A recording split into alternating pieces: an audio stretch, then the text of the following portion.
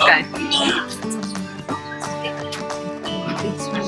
Hello, everybody. Welcome.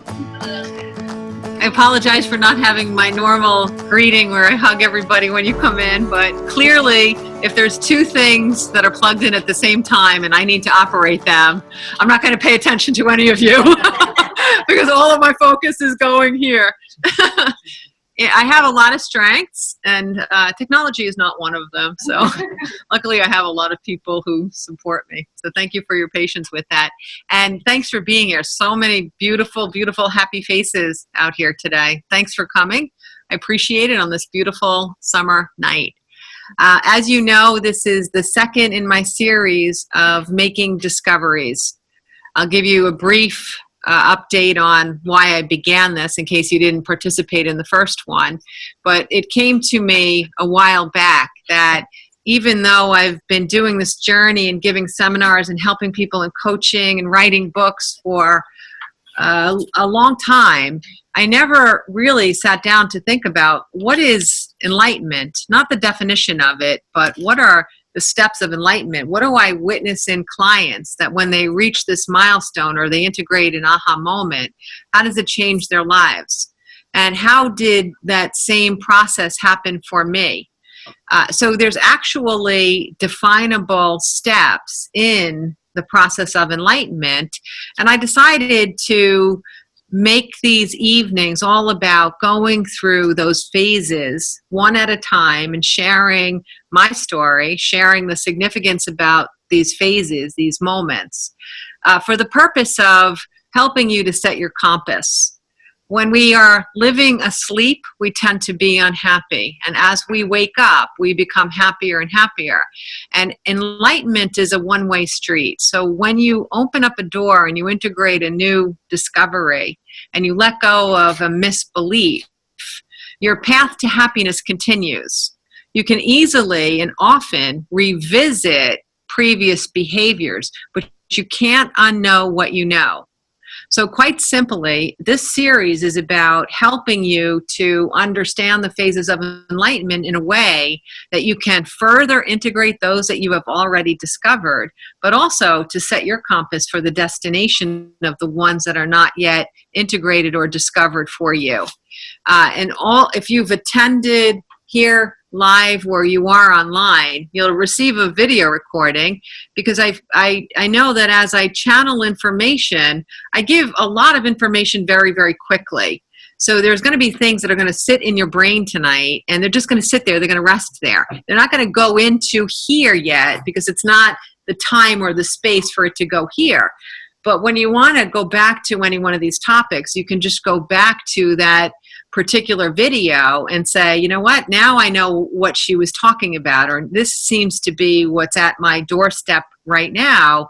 So you can have this as a tool for the future to reference different periods of your own life or different obstacles that you're facing that you want to overcome or move around. You'll have more tools to be able to get there.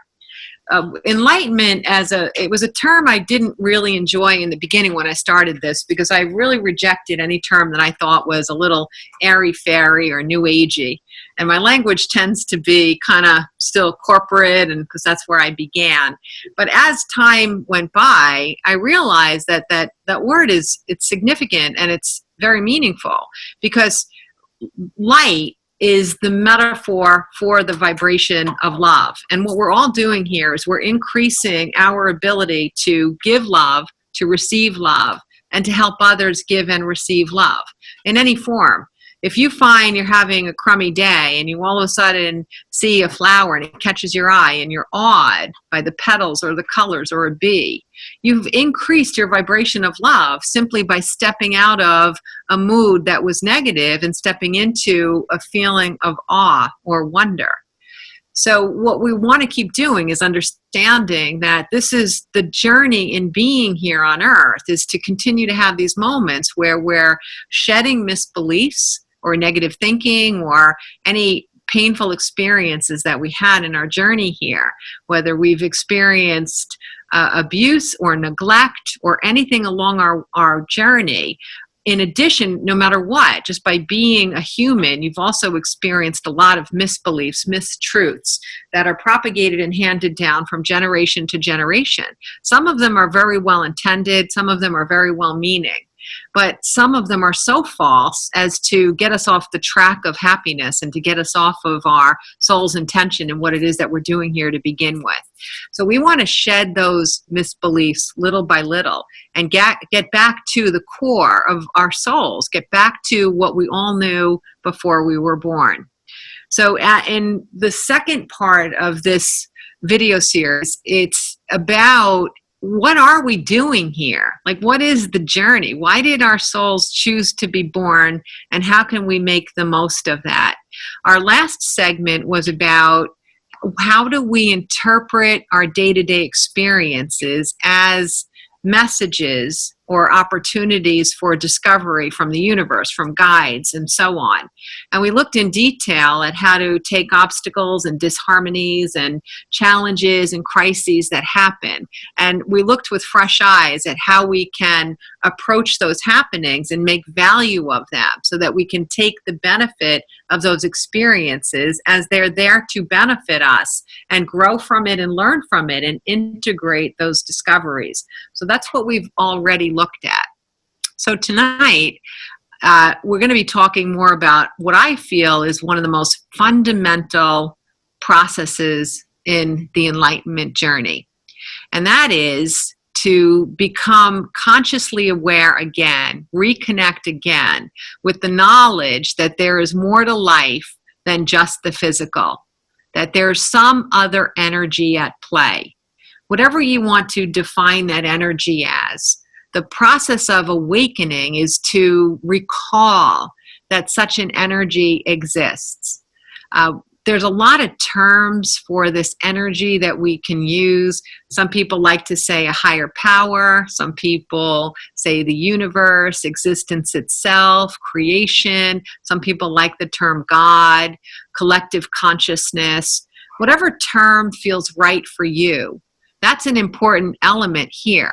I personally don't use the term God. And the reason I don't use the term God is because we all have a pocket in our minds of what the definition of G-O-D is. And that pocket in your mind is based on what you've heard since birth. Is it an ominous male figure? Is it an omniscient, loving, kind, gentle force that's at your side all the time? Is it something that punishes when you get off track or you're bad or wrong? So and also, does it have a gender? Does this source have a gender? There's so many conflicting ideas about the term God. I prefer to use terms that are not specifically oriented to any prejudgment that we have formed. When I was channeling the first book that I channeled, The Answers, one of the very first topics that the author, The Soul Without a Body, had explained to me was she referred to this God source as all that is. And it was the first time I'd heard that term, and it really made sense to me because what this power is all that is. It's existence itself. It's collective consciousness. It's the energy that flows through everything. It's the binding quality of our life that helps us to recognize how we interface and interact with each other, that nothing about it is random. So often when I'm doing the work that I do, people will say, all right, so on 9/11, you had this amazing opportunity to open to the possibility that there's a non-physical resource out there that you could learn from and be guided from. And then there's the journey of me learning how to tap into that source reliably and without prejudice, meaning I have stripped myself of my own personal biases in order to allow that channel to be pure for the benefit of other people. You don't need to know what I think because it's really not relevant. What's beneficial to you is universal wisdom, and that's what I want to provide to you. So in this journey, I've worked very hard to be that conduit to you, It's a long story about the years of how I was able to become that conduit. But now I am that conduit with confidence. I feel very confident in my connection being scrubbed so that I can give you information that comes from the universe, comes from the river of universal knowledge, if you will. And so a lot of people say, in this journey, if you say that, you had a hard childhood, and then you worked in corporate America and you did this and you had kids and you got married and you did all this stuff that people do. And then on one single day, your life started to change as you recognized that your thought energy is not connected to your body. So in this whole journey, to go from being one who's saddled with encumbrances, self-doubt, feelings of low self-worth, carrying around pain of childhood, so many things that were unresolved that were just kind of impeding my ability to have a continuum of happiness or a continual number of happy days and experience. What was the one single thing that made the difference? So looking at all the phases of enlightenment I've been through in that decade, what was the single greatest thing that shifted me? And I also see the single greatest thing that shifts my clients. And it is the recognition and the acceptance of the fact that we have a higher power. What it's doing is it's stepping back into the knowledge that we are eternal. It's no longer seeing your life or your experiences or even the day or the week in front of you as finite, but seeing it as everlasting and meaningful. To see this moment as a purposeful addition to your eternal journey. So if it's a purposeful addition to your eternal journey, then that means everything that we're experiencing and doing here is also with purpose. And I'm going to tell you that as I started to learn how to communicate with non-physical sources, I started to consistently feel an elevation in my optimism and in my hope and in my lessening of fear and in my self-confidence and in a reinterpretation of who I am and what the meaning of life is for me.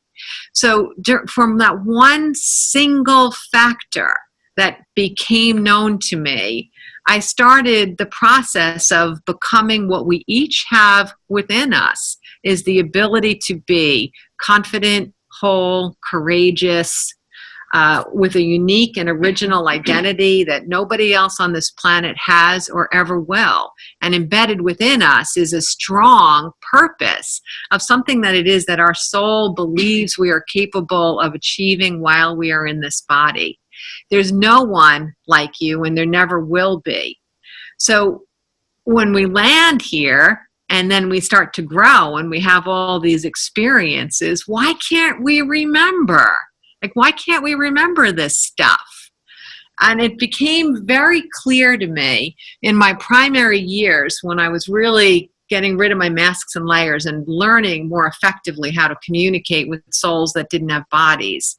It became very clear over time that it was important to strip away misbeliefs in order to reconnect with the truth that's locked inside of us. However, the term I use is earth amnesia. The fact that we forget our eternal journey and we forget who we are and we forget what the hell we're doing here, the fact that we forget all of that has a purpose. And the purpose is that in order to open the door when an opportunity knocks here for us, when a discovery moment arrives for us, in order to open that door, we have to be engaged in the process. We have to open the door. If we don't have earth amnesia and we remember everything we're doing here and we remember every past life we've had, we remember ourselves in the energy realm before we're born, we remember our pre-launch party, which is a huge celebration before we leap or get kicked out. I don't know which one it is. But if we remember all of that, then everything's going to be like, all right, so, well, I know why this is happening. I know what's going to happen. I know the outcome. I know this. I know that. It's rather dreary. So we become just robotic, just experiencing a physical manifestation of our consciousness. But other than being physical, there's no real change from being in the energy realm and not accepting this human experience. One of the interesting things that I was allowed to play around with, because guides always guided me to making discoveries very quickly that might ordinarily take decades. One of the things they played around with was giving me precognitive information about things that would happen. And sometimes it was about kind of big stuff in my life, and they would vary it up. Sometimes they'd give me precognitive information about something that's going to happen in an hour, in 3 weeks, in 3 years, in 3 months. And because I never knew when something would happen, it was always like in this bank of stored thoughts. But if it were something that was going to happen in the immediate future, I found myself not terribly interested in how things unfolded because I was already aware of the outcome. And I wasn't engaged. I was a viewer.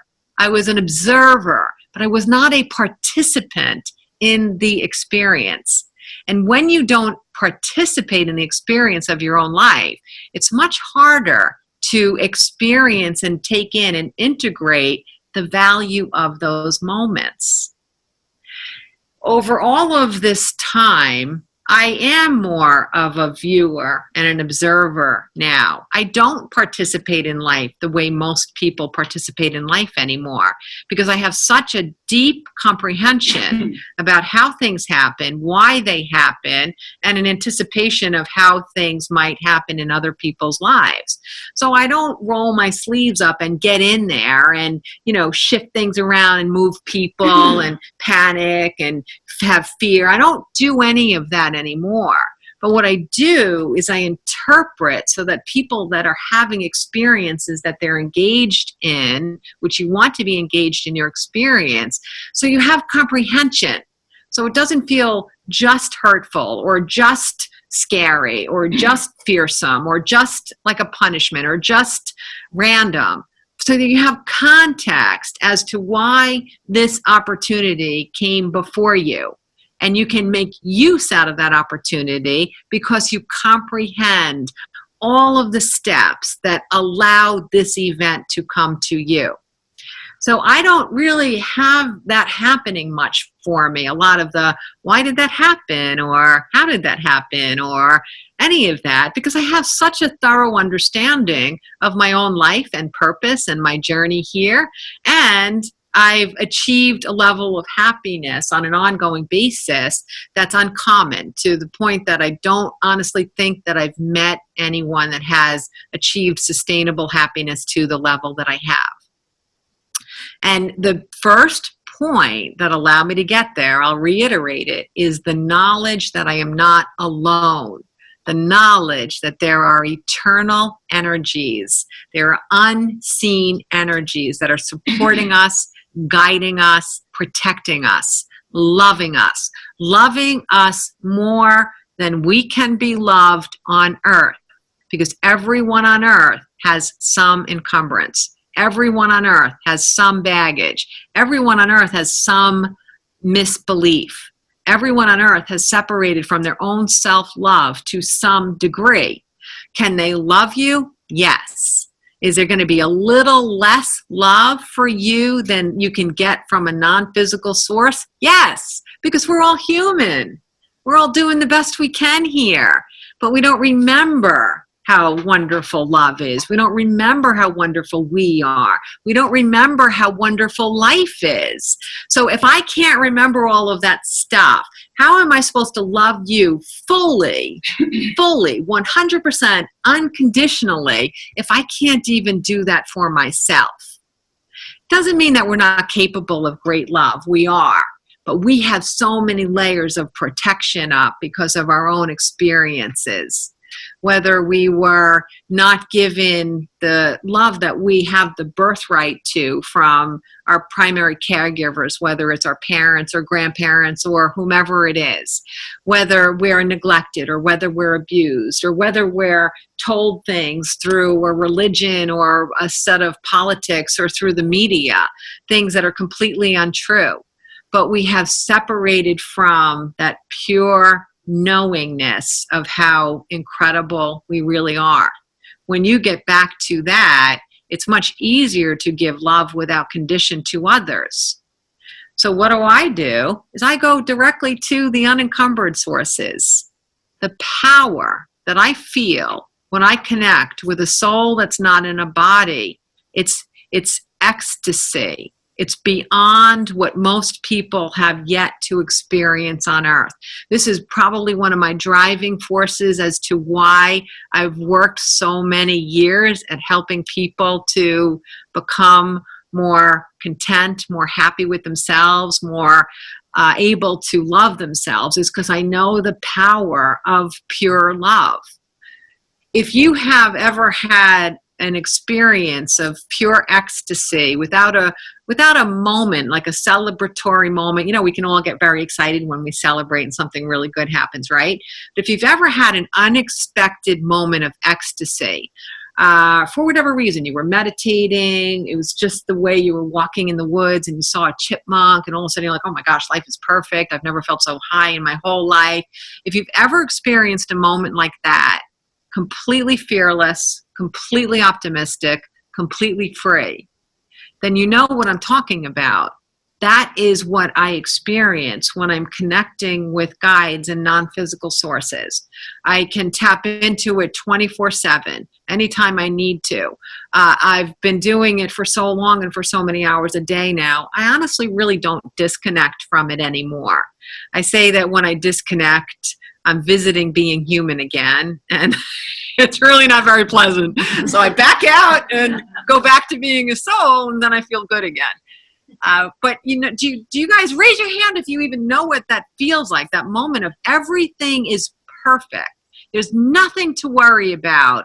Life is so good. It's usually a fleeting moment. And back in the 60s, we got plenty of those moments, but we were aided, yes. It's fun. In a session today, I was talking about the process of what was going on in the 1960s and how it was the official launch of the age of Aquarius. And the reason it was launched was because the use of what we called psychedelics or hallucinogenics, what it did was it rested the left brain. Those drugs allowed our rational, linear thinking to rest. And when you rest your left brain and you shift over to the right brain is your channel to creativity, to your eternal nature, to love, wisdom, beauty, bliss, ecstasy, passion, and limitlessness. That's why it was the best music. Exactly.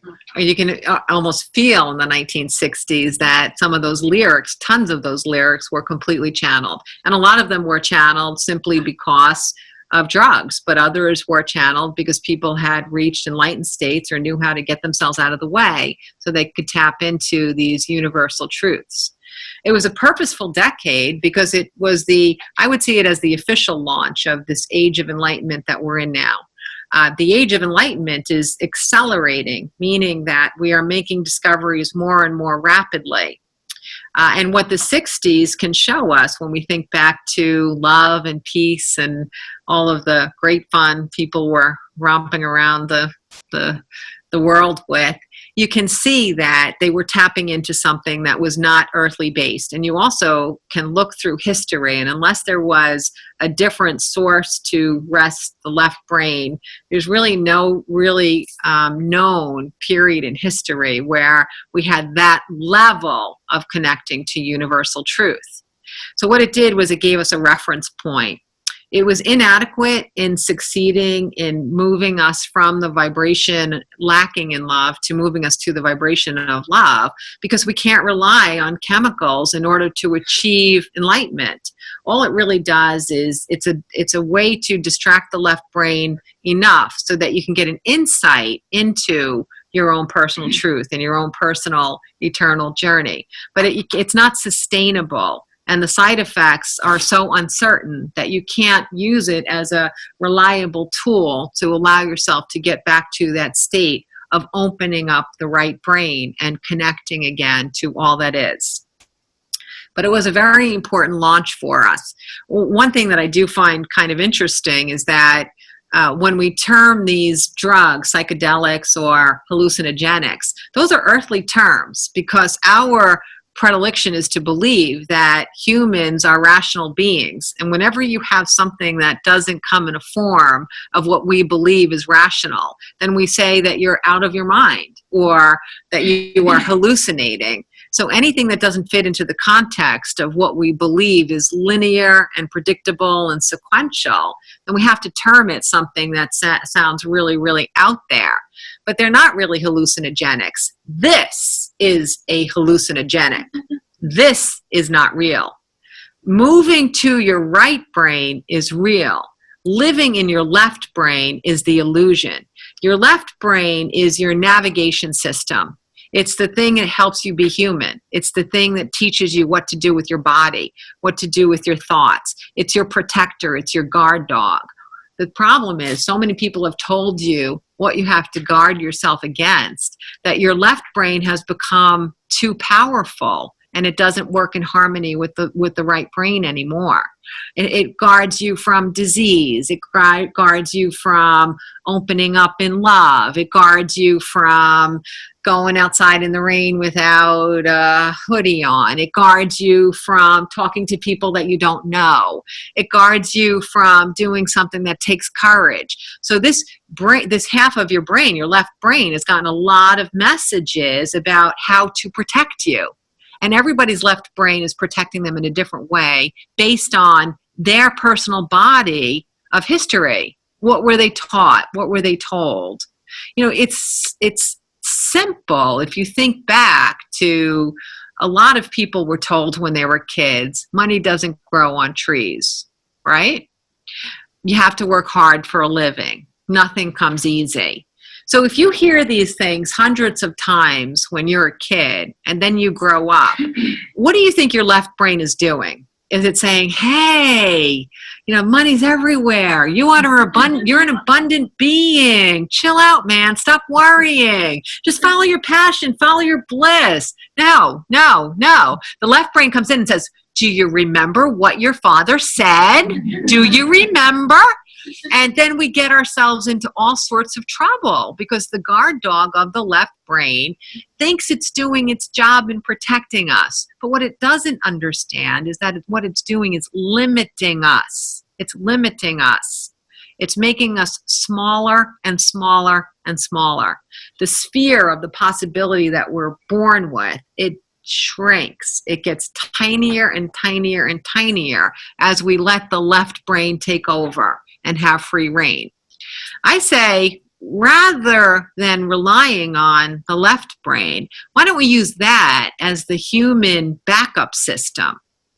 So let's go directly to universal truth, the source that's endless and effortless and will always love you no matter what it is that you do. Let's go to that source for truth, and then let's learn how to be in a body from the left brain. So it means, get up, take a shower. That's okay. Go to work if that's part of your journey. Pay your bills. But then the rest of it, just live in passion, live without limit, live in freedom, live in self-love, dance, play, paint, do the things you've always wanted to do. Instead of listening to that left brain that's saying, oh, you got 5 loads of wash. Why are you sitting there on the internet shopping? Well, I'm sitting on the internet shopping because I need to de-stress because of my responsibilities list. But if you hand your life over to your left brain, it's always going to be worrisome. It's always going to be task-oriented. It's always going to have a to-do list that no human could ever get done in their lifetime. But shifting is what allows us to tap into universal truth. Shifting is what allows us to tap into happiness, eternal memories, our guides, sources of love that are never ending. And that's what I know to be the single most important shift that I have experienced in this journey. A lot of people who do intuitive work or psychic work, whatever you want to call it, they feel really good about themselves if they say that they have a gift. I'm going to tell you that nobody has a gift. It's not a gift. It's something that we all have, but it's quieted within us to some degree or another based on our own human travels. I'm not gifted with this. I worked very hard to develop it to the level that I have developed it. But even if I hadn't developed it to the level that I've developed it, I would still have intuition. You have intuition. You know stuff that you don't have any earthly means to know. You have the feeling that loved ones who have passed away are with you. You get signs from them. You get messages from them. You get taps on the shoulder, go left instead of right. You get little things that pop up and say, make that phone call, or someone pops in your head and then you run into them. You guys are doing the same thing as me to different degrees that I'm doing it. But what that is that you are allowing your right brain to be a part of your journey. And if you respect it and honor it, and you believe that it's a source of guidance that's more powerful than logic or reasoning, you can grow it and develop it so that you can utilize it more in your life. For me, peeling off all of the masks and layers of unhappiness and of pain in my life, when I learned that I could hear, feel, see, be with guides without bodies, and I started to slowly, very slowly learn what unconditional love was, and to learn to converse with them and to feel their love, no judgment. Can you imagine being with a source that does not judge anything about you? Everything about you is wonderful. Can you imagine being with that source? Imagine if you feel shame or regret or some embarrassment and you go to the source and they're like, I don't really get it. I'm not really seeing or feeling what you're feeling. Here's why that happened, and it makes sense from where you came from. You're not really, you're not flawed. I'm sorry, but you are not flawed. Just keep moving forward. You're wonderful. Imagine having that to tap into every day of your life. Every day of your life. Every day. When you grow up, and people can appreciate how incredible you are, you're going to have a limited belief of how wonderful you are. So imagine now you could tap into a source that's going to remind you of what you knew when you were born, that you are totally complete and totally awesome. And you tap into that every day as often as you possibly can. And you strip away all the misbeliefs about your inferiority or your lack of worth or your lack of capability or strength or talent. You just start to let it melt away. And that's why tapping into all that is, and any source of all that is the single greatest phase of enlightenment. As a matter of fact, when I draw a diagram of what enlightenment is all about, I draw a timeline. I'll draw it on your side for you. Your starting point is right here, and you're asleep, okay? Sound asleep. Acting like a human, looking like a human, being like a human, reacting like a human, regurgitating like a human. That's asleep, right? There's a lot of asleep people in our country right now. Is that true? Yes. With being asleep comes greed. It comes with jealousy. It comes with the concept or the idea or the belief that everything that we want is like a pie, and the bigger slice you get, the less there is for me, okay? That's what being asleep is all about, okay? It's living in fear. Fear of death, fear of losing privilege, fear of illness, fear of walking outside, fear of driving, fear of going over bridges, fear of whatever. That's what being asleep is. But when you start the process of waking up from the first moment that you recognize that something you believed is not true, and it just feels a little lighter, a little brighter, things feel a little bit more possible. From that second, whenever that second happens for you, then the path of enlightenment can go on and on and on and on and on. And as long as you stay connected to that path having value for you, then you will increasingly tap into this infinite source of love for you. The source that doesn't play games with you, the source that has answers for you that exceed the answers that humans can give you. You just learn how to make it more a part of your life, how to see signs, how to feel or experience your guides, how to have faith that this source is with you, near you, and for you at all times. And more importantly than all that, it's within you, because you are a spark of that source.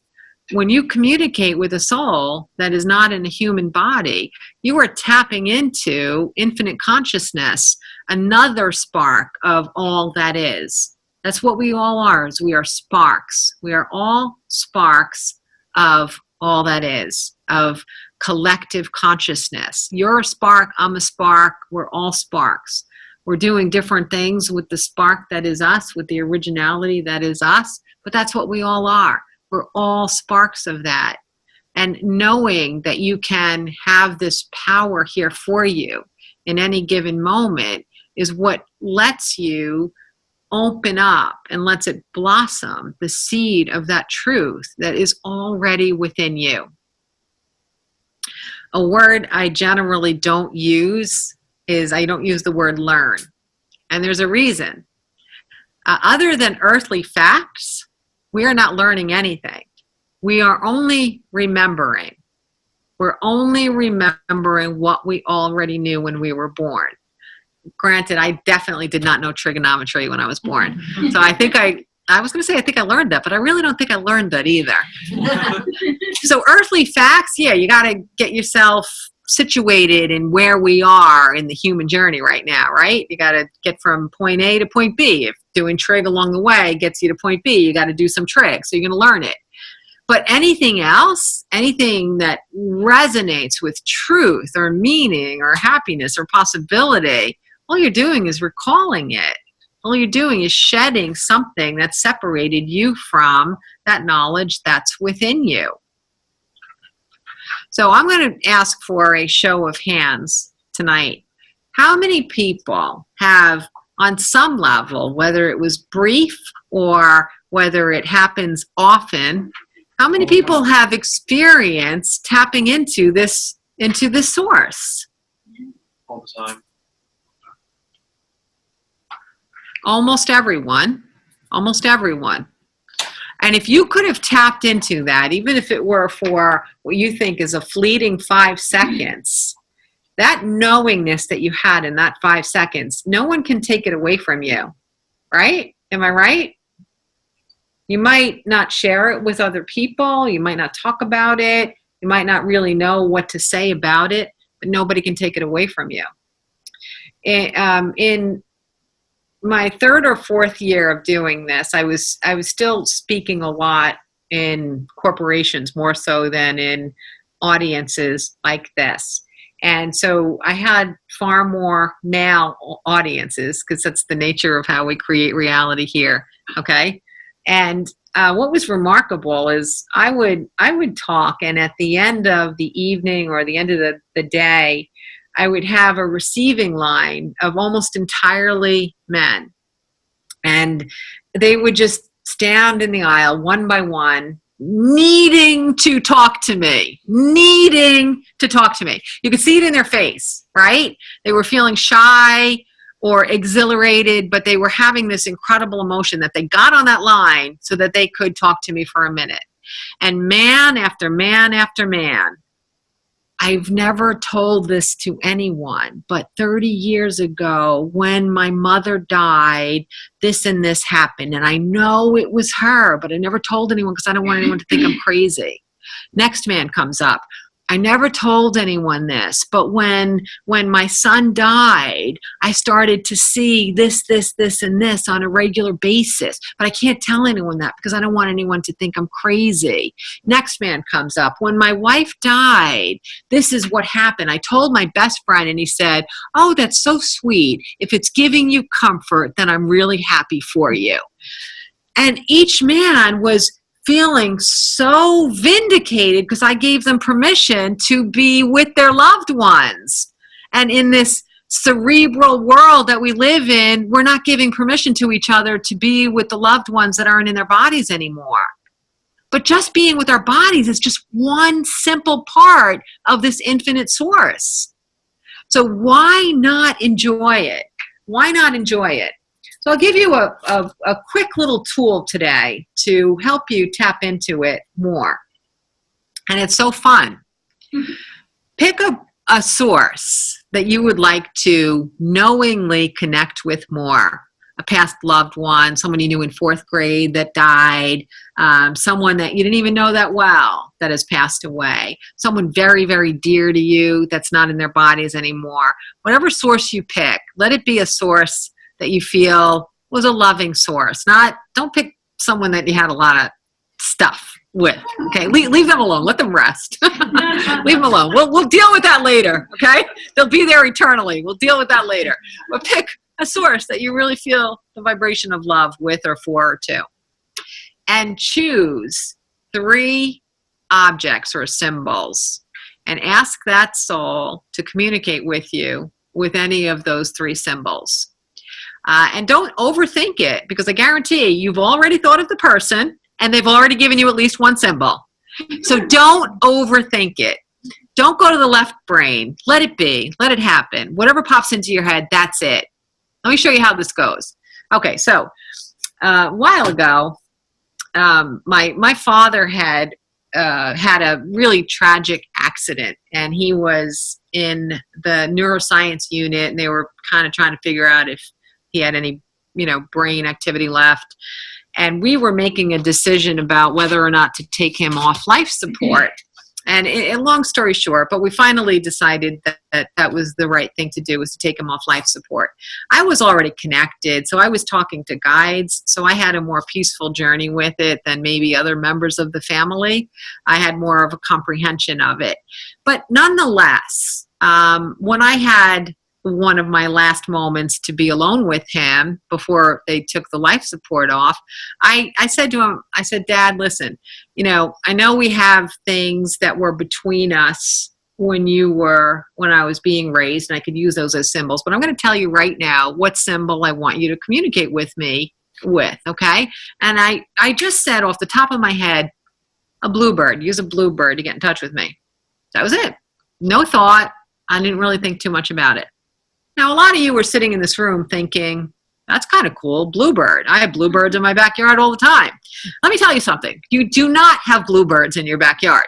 You have birds that are blue, and they are blue jays.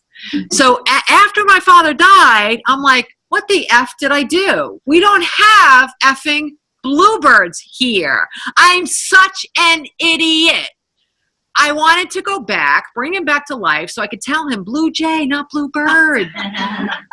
But I couldn't because he was dead. I didn't know I could still talk to him. All right, so as I'm beating myself up, I'm driving in my car. Now, mind you, I don't listen to the radio anymore because driving in the car is when I get to really chat it up with my guides and nobody's bothering me. I don't turn the radio on. Well, I was so unhappy that I said blue bird instead of blue jay that I turned the radio on to drown out the sound of my own stupidity.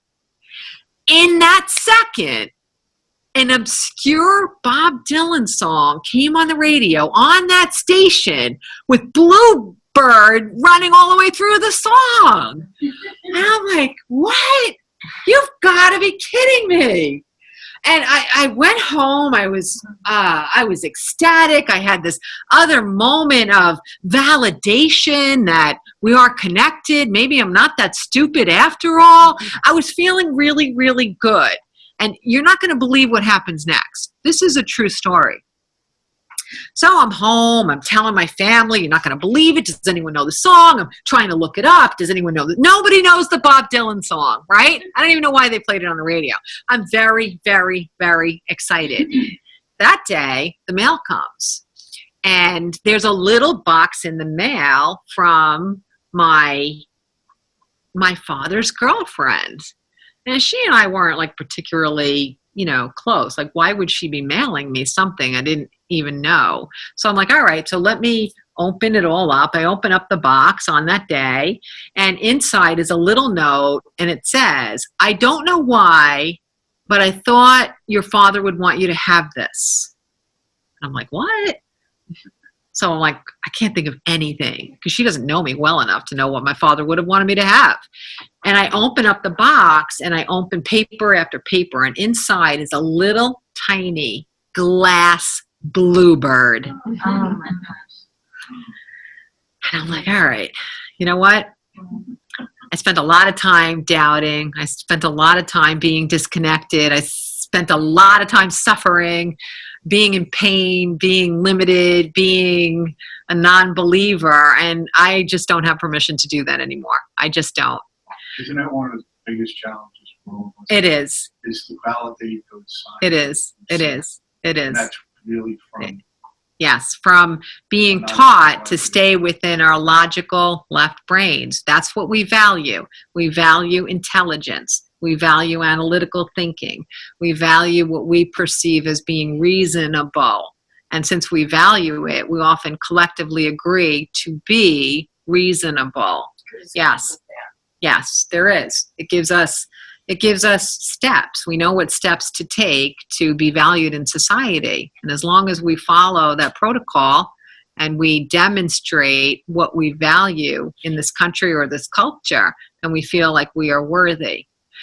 But you each have had something, maybe not to the magnitude that I had those two bluebirds that day, but you have each had something. So I'm going to tell you today, take ownership of what you've had and create 3 symbols. Because I'm going to tell you that this soul that you're connecting with is going to do the very best that he or she can to make sure that you are witness to him or her using that symbol to connect with you. Okay? And just keep your eyes and your ears open. And don't worry about choosing the wrong symbol. Clearly, don't worry about choosing the wrong symbol. And if you have a lot of veils between you and getting back to that connection, that's okay. You're finding it's a little struggle, then heck, just sit down with that guide again and say, listen, I need a little more help. I'm going to give you 3 more symbols. I'm going to give you 6 to play with. Just let it be possible so that it can come back to you, and you will see it. You will feel it. You will know it. The idea is that when you see these symbols used for your benefit, you'll be able to suspend some of the doubt that separates you from your own source that's within you. Knowledge, power, happiness, freedom.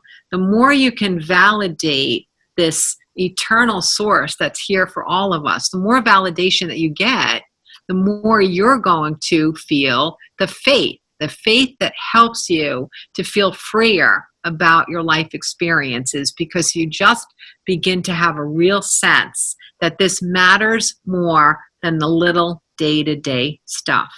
It matters more than the little day-to-day stuff, a lot more.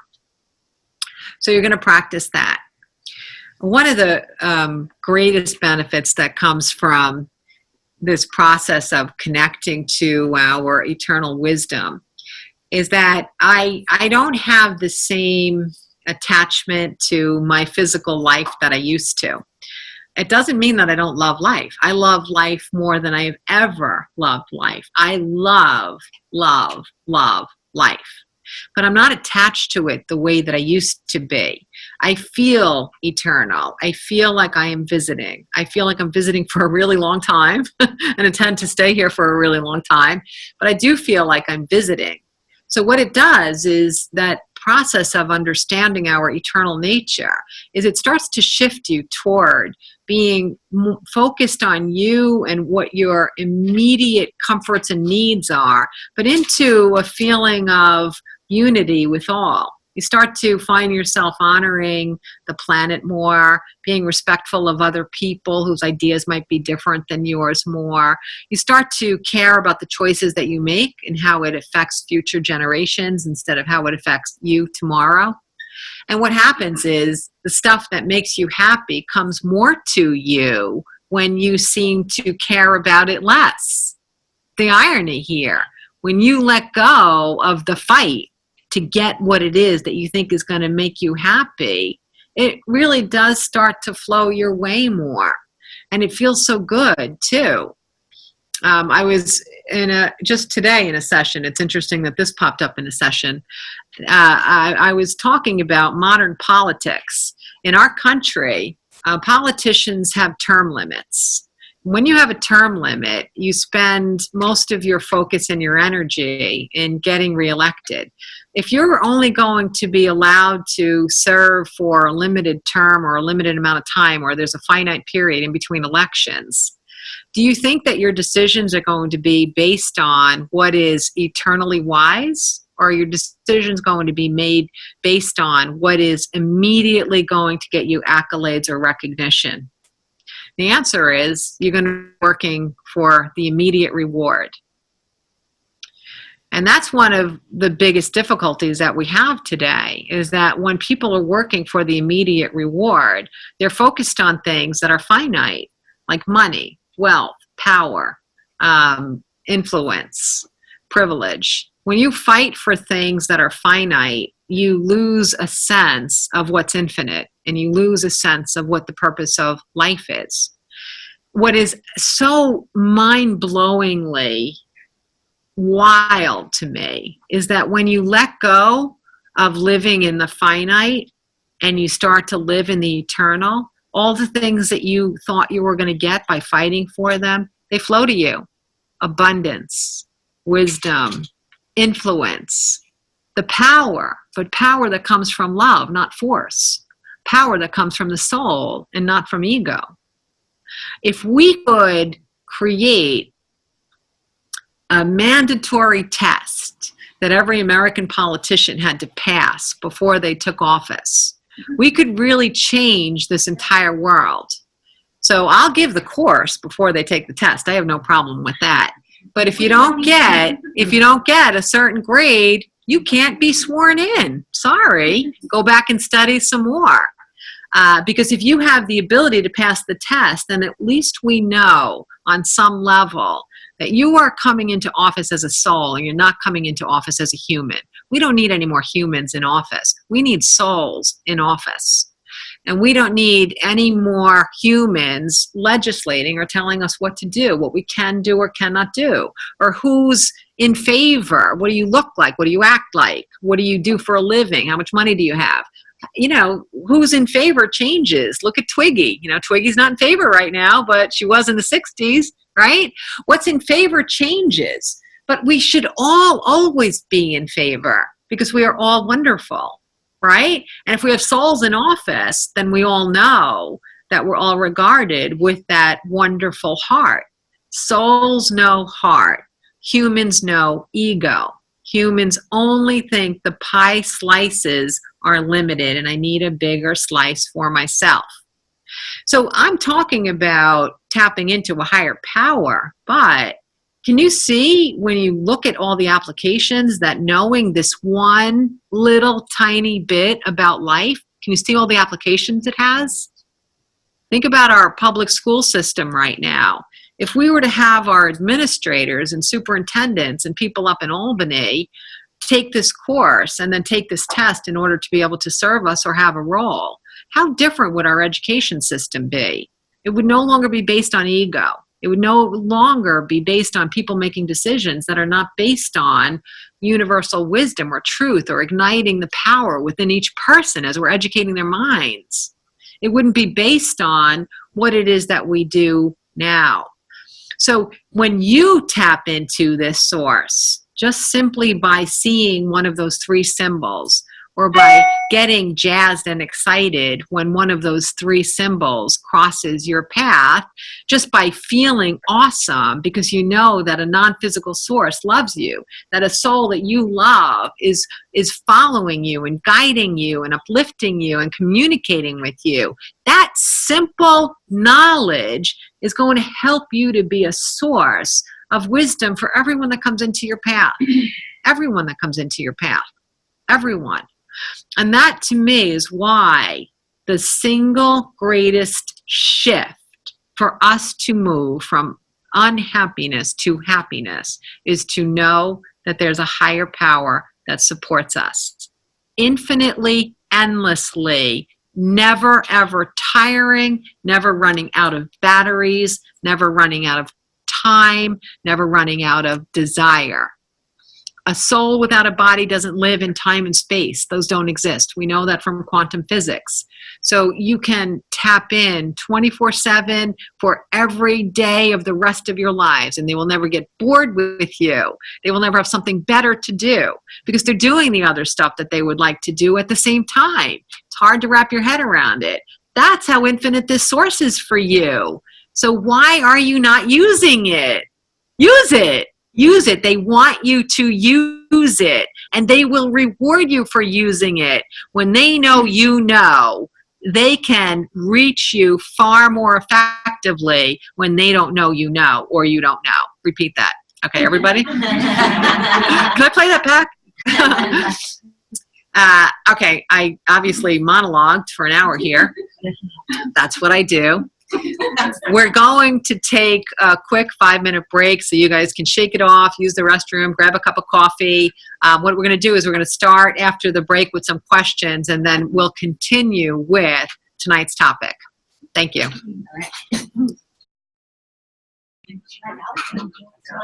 Hello, everybody. Welcome back to this wonderful eternal journey that we're having together. Yeah. People are talking and laughing, so that's good. I didn't paralyze you all. All right, maybe you had a little time to think about if you had any questions about the topic for the first hour. And people who are online, I have a chat room here. Those who are online live can also ask questions. So actually, I have one in. But let's start with somebody here today. Does anybody have a question? Sure. I find that when I am tapped in, everything's great, right? And I am in that right frame of mind. But I find myself going away, coming back, going away, coming back. How do I stay focused? That's a great question, really is. It's interesting too, because one of the things that I wanted to focus on for the second half is really exactly that. There were two primary years when I learned how to communicate with guides. It was 2005 and 2006. It was really a roller coaster of emotions. It was, I understand the term agony and ecstasy because in those 2 years I experienced agony and ecstasy and very, very little in between. So it was a really crazy ride for me. And when I was tapped in, I was experiencing ecstasy, and when I was not tapped in, I was experiencing agony. When you tap in, the absence of being tapped in actually becomes dreadful because now you know what you're missing, and it feels as though there's some part of yourself that's missing when you don't have that source anymore. The best way for me to describe what it was like is the movie 50 First Dates or Groundhog Day. Man, I woke up every day and I was back to being 100% Karen, 100% human. I knew nothing. I believed nothing. Everything I did up until that day was a fantasy or a fairy tale, or I made it up, or it's not true. Every single day, I was 100% human again. And I would feel so depleted and inadequate and unsure and not knowing what to do again.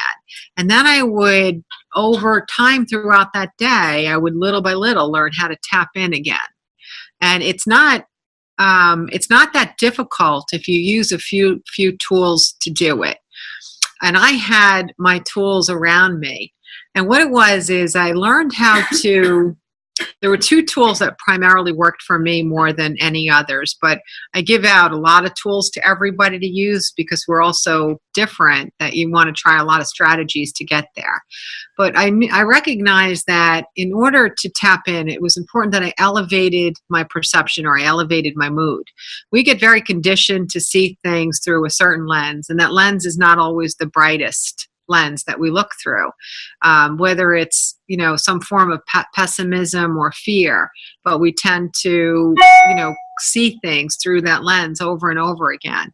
So I knew that in order to tap in, I had to change that. So the two ways that I did it was, number one, I would catch a thought that was depleting or a focus that was depleting, and I would change it 180 degrees, and I would write on a piece of paper the opposite of what I had just thought. So to make a joke of it, to make light of it, like if I'm walking in front of the mirror and I say, oh, these pants make me look fat, then I would go sit down at the table and I would say, I love my body, I look strong, I am fit. I write something that felt real, not something imaginary. I'm the most beautiful girl in the whole world. I would write something that felt real to me. And then every time I would pass by that table, or I would carry the note with me and put it wherever I was, in my bag or in my car or by my computer, I would read that statement because it resonated with me because I wrote it. And I learned to do that. And I learned to do the 180 degrees about being connected and not being connected. Okay. It's so funny that you should ask that, because I, as you guys know, I don't have scripts or anything because I'm channeling, but I hung up with a session today and I was just about to dial another session, and I just wrote down something that the guides told me, and I grabbed the piece of paper. It's a bit of a mess, right? And I'm going to tell you what it says. This is the answer to your question. This is what you write down. You are plugged in. You are not disconnected. You are not separate. If you write that, if you write it and you read it over and over again, it helps to remove the veil of your belief in your own separateness, and it helps you to rediscover your interconnectedness. So you're not going to say you, but you're going to say, I am plugged in. I am connected. I am not separate. I am in unity. And even say things like, I feel a loving source. I feel this loving source, or define what that loving source is. If you write that and you read it with feeling, and you read it with a kind of bit of an excitement or a jazzed feeling, what it does is it strips away the separators, the illusion of there being any space between you and the universe. Okay. And so that's the key, is to just keep plugging away at getting rid of the illusion. The illusion of separateness is false. When we tap into the knowingness of interconnectedness and of us really truly being one, united in consciousness, then you start to really experience the path of happiness. So if your veils are very strong, you just have to keep reminding yourself with happiness and with the belief in the possibility that you are plugged in. You are plugged in. You are plugged in. The other thing that really helps is I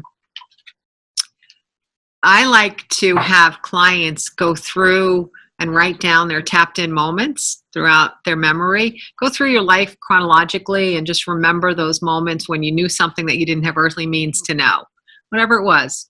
When you had a visit from someone you love in a dream, or you had a sign, or you had a precognitive piece of information about something that then happened. Anytime you experience something that you could not have known through earthly means, jot it down. Because what you're doing is you're telling levels of consciousness within yourself to remember that you always are plugged in.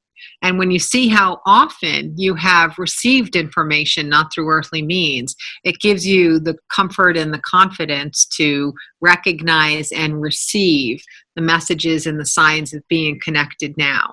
So the point is that you want to put your energy toward things. I often talk about even like writing down the 180 degree thought that's different. And now I'm talking about writing down your tapped in moments. I talk about writing things down a lot. And there's a very important reason for it, because our brains are like water in a sieve. It just, nothing sticks. So if you think about the whole of our being in this sphere, we are a mind and we are a body and we are a spirit. So you want to, you get your thoughts in the mind, but you need to get the body to hold on to the thought. So it's really important that you take a physical action in order to shift what your mind is doing or focusing on. So writing things down or keeping signs around you, or some exercises, I have people put a band on the left hand and then tell them when to move it to the right, and then we tell them when to move it to the left, and all this stuff. We do things that have a lot of physical symbols, because bringing the body senses into our journey helps the mind to move away from patterns that are not productive and move toward replacement patterns that are productive. Okay, it's interesting. In my intuition development classes, one of the things we do, if I'm doing the 4-month course, what we do is we keep a dream log, a dream journal, and most people don't really understand what's going to happen with these dream logs. But inevitably, over the 4-month period, when we go through things and I help people interpret their dreams, they're looking and they're like, something they wrote 2 months ago, I don't even remember having that dream, but it was so important, so vivid, so memorable. And now here it is 2 months later. I don't even remember having the dream, and it's all here in writing. So the writing part is important. Get your body involved as your mind and your body spirit interconnectedness is looking to become whole. Okay? So that's 2 strategies. Let me read this question online.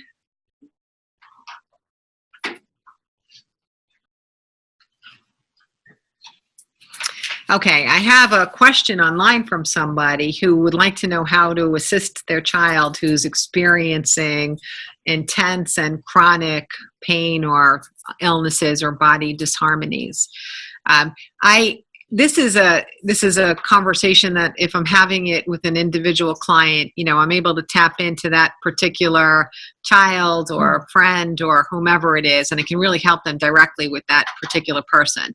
But one thing that I want to help you guys understand is we always want people to be happy. The nature of the soul is that we want to be happy and we want others to be happy too. So we spend a lot of energy when we're finding our own hearts. We spend a lot of energy trying to help other people find harmony and peace and abundance and joy in their own lives, right?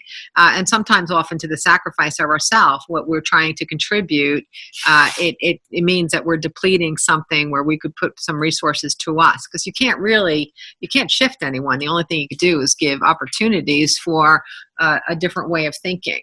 So in the scheme of things, what I recognize is there's 2 pathways to enlightenment.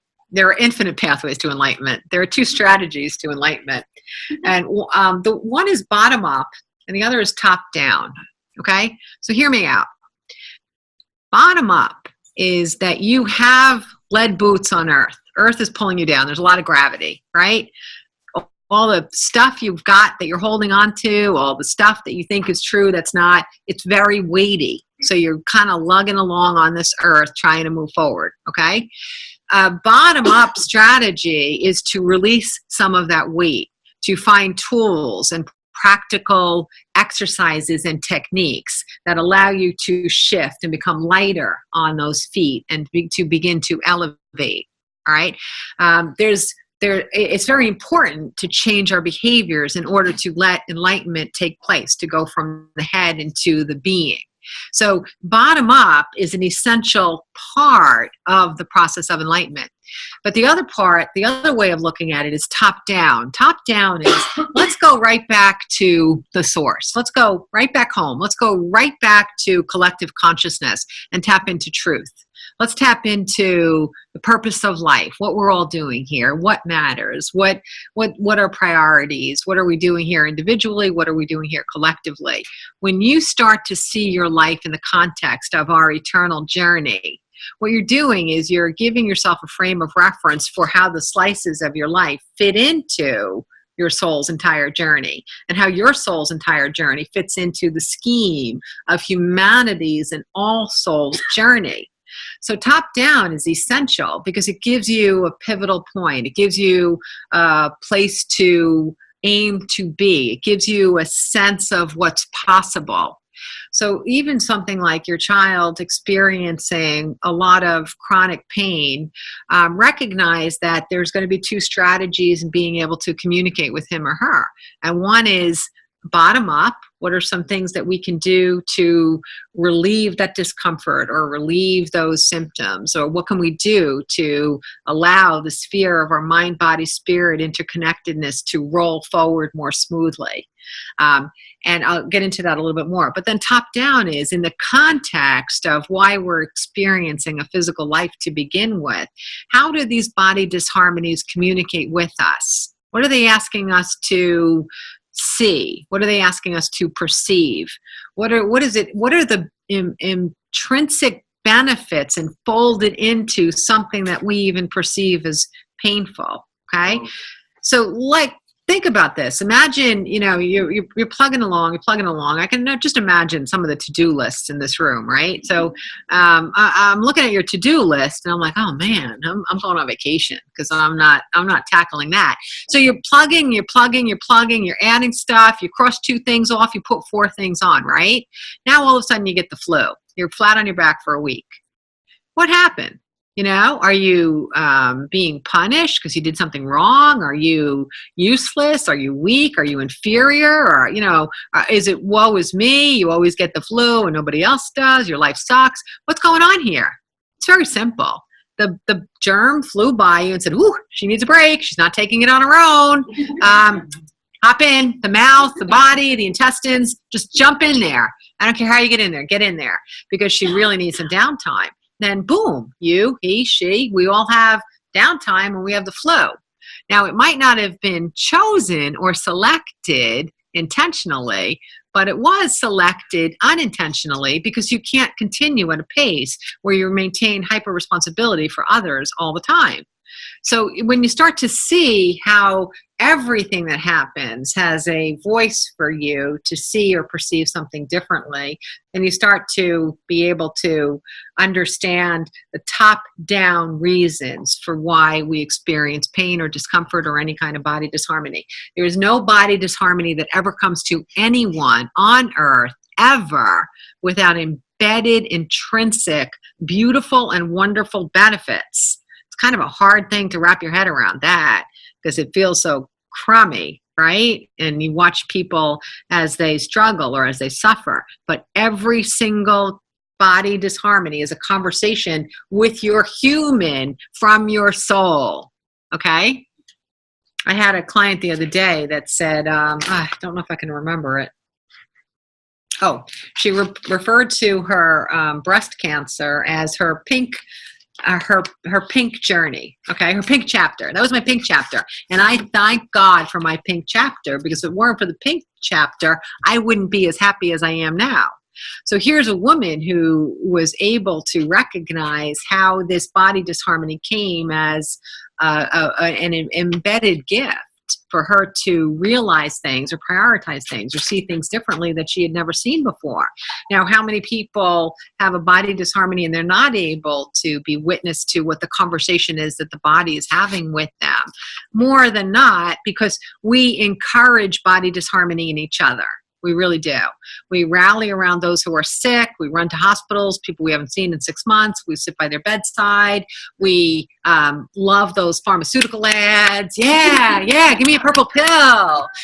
We have bloating. We run to the doctor. So we encourage illness and body disharmony. And therefore, we're not able to understand the value in it, in having conversations with us. Okay? Don't try this at home, but I haven't been to a doctor in 16 years. Okay? Don't try that at home. I really recommend you stick with Western medicine to the level of your comfort. If you have fear in not going to the doctor, or you have fear in not having tests that are on these age charts, go, because the peace of mind that you're going to go from going is exactly what you need to get the placebo effect of knowing that you're in good shape. I don't need to go because I know very well what's going on with my body. I talk to my body very, very, very quickly when anything goes awry or amok, and I'm able to extract the benefit and have that conversation with my body and move on. So it took a long time. I used to be a very unhealthy person. I used to be very, very health fear based. So gosh, if there were an illness, I think I had it, right? Or I at least thought I had it at one point or another. And so to shift from that to where I am now, I don't even consider body disharmony anymore. It's a matter of recognizing top down and bottom up. So the bottom up, I said I would revisit. Bottom up is there is no expert about your healthfulness in this world except for who?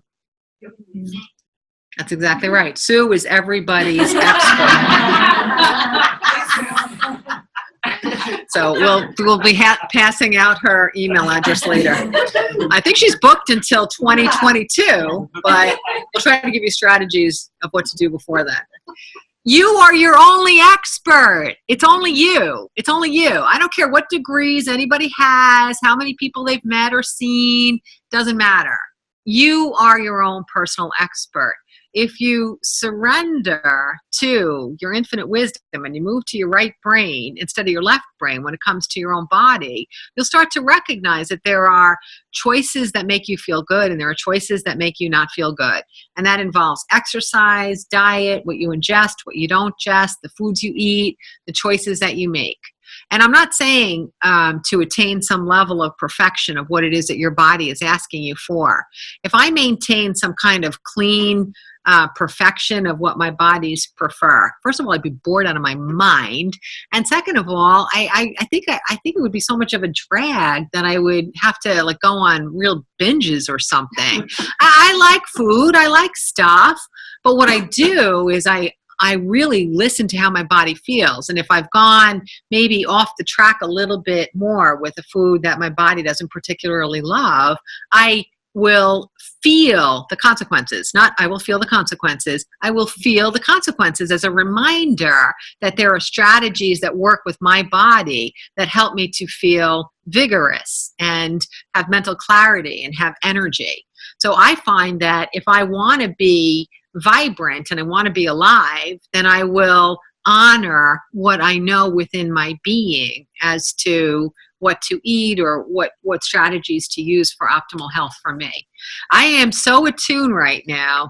A funny story is I like some wine. I drink a little wine and a little bit of vodka. I drink a little wine and I drink a little vodka. I don't drink them on the same day, but I might drink them in the same week. I can actually go into a liquor store and I can stand by a bottle of vodka or a bottle of wine and know how it's going to make my body feel without fail. And it's not even brand recognition or anything, because there are some brands out there that people are like, oh, I love it, I never get a hangover. And I'm not an excessive drinker. I have one drink, okay? But still, I could get a hangover from one drink if I'm not drinking a drink that's kind of in harmony with my body. It's the strangest thing, a hangover from one drink, right? But I know which ones. I'm not going to use brand names, but there's some really hot brand names out there that if I have one vodka drink with them, I have a hangover. But I know it. And what I did in the beginning was, as I was still in the state of 51st Dates and Groundhog Day, I would pretend I didn't know. So I would go and I would drink the thing that it is that I knew was not suitable for me. And then I'd get that hangover or whatever else it is that I got. And I'm like, oh yeah, you know so much more. And hey, listen, if you're having a hard time tapping into it, I love tapping into it for you. I can rattle off foods your body wants, your body, not her body, your body. I can rattle off things. I can rattle off an optimal diet plan or eating pattern for you. I can rattle off the optimal exercise pattern. I can do it. I do it all the time for tons and tons of people. But you have the capability of doing it too. When I rattle it off to you, you're like, oh, yeah, that's right. Yes, that's when I feel good. Yeah, you're right. Okay, I got it. Yes, you got it. You already had it. I just confirmed it. And that's it. So the bottom up and the top down is know from the top down in context that every body disharmony is a communication with you. Bottom up is use strategies to make sure that you're honoring your body intuitively. It doesn't mean that you can't ask experts. It doesn't mean that you can't read books. But when you're reading a book or you're listening to an expert, think about whether it's resonating with you. Or is it something flavor of the day, expert of the month, too extreme, not doable in the long run? Does it resonate with you? Does it resonate with you? And you will know. You will know. When I was in those years, 2005 and 6, we diagnosed me as having ESP. So in order to find out what it meant to how does one live with ESP? So we took out a book, like what ESP is. And at the time, I'm like, wow, this is so weird. I can't believe we could do this. I can't believe people can do this. And this is so cool. So I read one book in my whole entire life written by a psychic, a well-known psychic. Because I'm a psychic now, and I want to find out what it means to be a psychic. I have no idea. I'm doing it. I'm getting paid for sessions, but I don't have a clue what it means. I'm going to read one book. Let the guy tell me what it means, all right?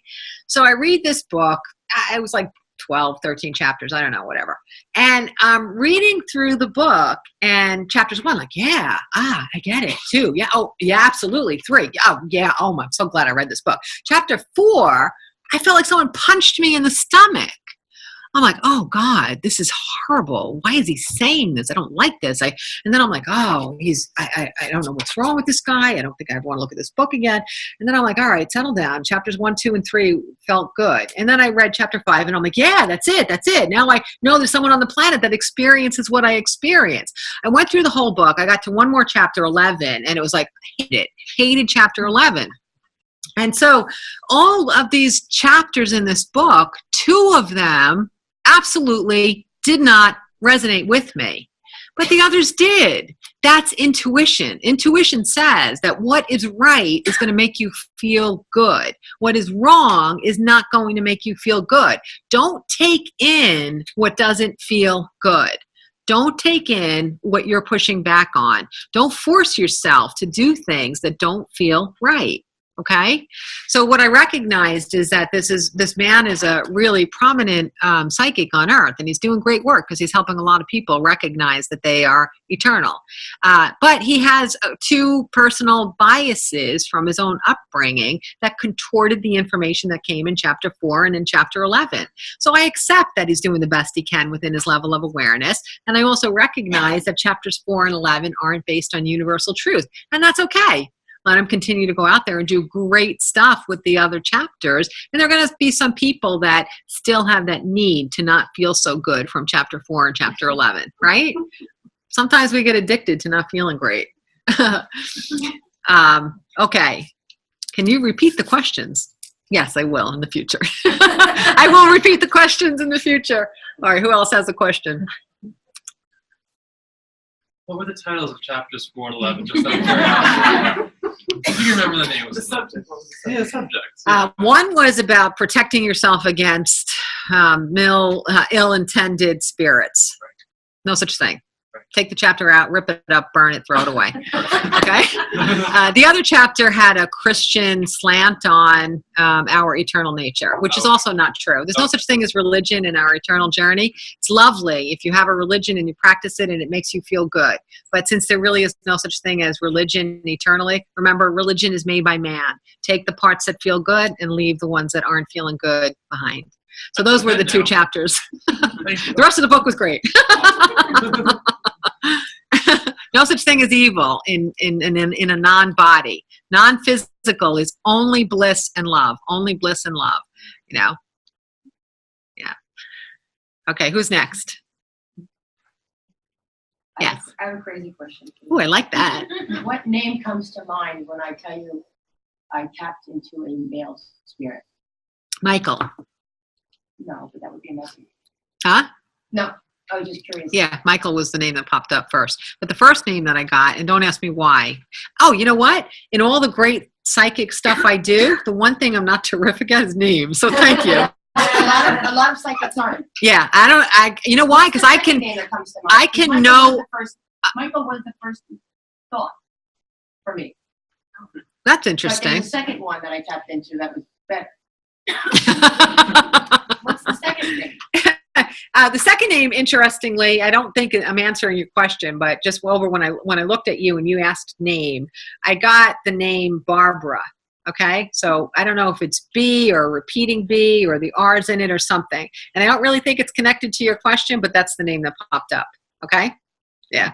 And the reason I don't get names well, I finally figured it out, is because I'm tapping into souls, and souls don't have names. They don't have earthly names. And so I don't know your tags. You know, if I'm out of my body for a while, I can't even remember Derek's name, and that's really sad. I just forget your tags. You might have to wear the tag. Most of the seminars I do, I have people wear their tags, because no matter how well I know you, I forget your tag. So it's not that relevant to me. The soul is relevant, but the tags are not that relevant. The name Barbara's going to be relevant because you said it for a reason. I'm sure I did. So we'll see where that takes you. Okay. All right. Next. Yes. I don't think it's a coincidence you brought up the body disharmony things. That's one of the things you know me, and I've been working on for a long Yes. time. Yes. I feel like I'm making progress. But the interesting thing is the problem that I have is like a severe IBS condition, not it just causes extreme pain. Yes. And the thing is, it doesn't get me any sympathy. It's an invisible condition, so I have to hide it from a lot of different people. Okay. So it gets me no sympathy. In fact, it gets me the opposite. So I got to be careful with derision and scorn. Yes. And it separates my family as a family of foodies.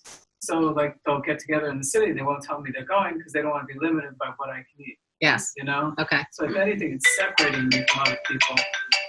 So it's not having benefits that you know what I'm saying? It's not giving me any. Really? No. Okay. Sorry. Camera. Oh. Where's the camera? Okay. I'm sorry. I'm sorry, cutie. But it's not giving me any obvious benefits that I can see. If anything, I mean, Okay. that's why. Yes. I mean, I'm on this low FODMAP diet, and so far it's still good, and I'm off of sugar for the 19th day now. All right. Let me answer the question, but I'm going to repeat the question first Yeah. as best as I can, because that was That was part a A, long B, C, D, E, question. F, and G. The gist of the question is, if you really can't find the benefit because it's an invisible illness that's not getting you sympathy or special treatment or anything like that, and it's chronic and it's painful. It's actually causing And more problems. yes, it's actually causing more problems. How can you explain or understand or comprehend that kind of a body disharmony differently? Okay. And the one thing I could think of is that I'm going through this, that when I fix it in me, I can help a lot of other people. Yeah. Okay. So much suffering. I mean, like the last weekend, I just lost the whole last weekend. I mean, I kept pushing myself. I kept walking. I walked the boardwalk. You know, I went to folk dance. I mean, you name it, I do it. Okay. No matter how sick I am, I get myself out there because I know exercise helps because it helps move whatever's stuck in. I think it's the small intestine. Yes. Makes it go through. Yeah. So I get All right, stuck. let me jump in, okay? And I'll talk a little bit generically as well as addressing it for you personally. Generically, chronic illnesses, one of the things that we tend to do with the chronic illness is we obsess about it, okay? Meaning we research everything, we try everything, we keep journals, we keep food logs, we go and visit new doctors, we're thinking about it constantly, we have a bookmark on WebMD, but we do have a tendency to give it an enormous amount of energy. And part of that is that what's happening is that your attachment to a specific outcome and the obsession with having that particular outcome actually becomes a veil of resistance because the universe flows. The universe lives in surrender. It doesn't live in being controlled. So the more we try to control the outcome of something that is chronic, the more it will elude us to have a harmonious results.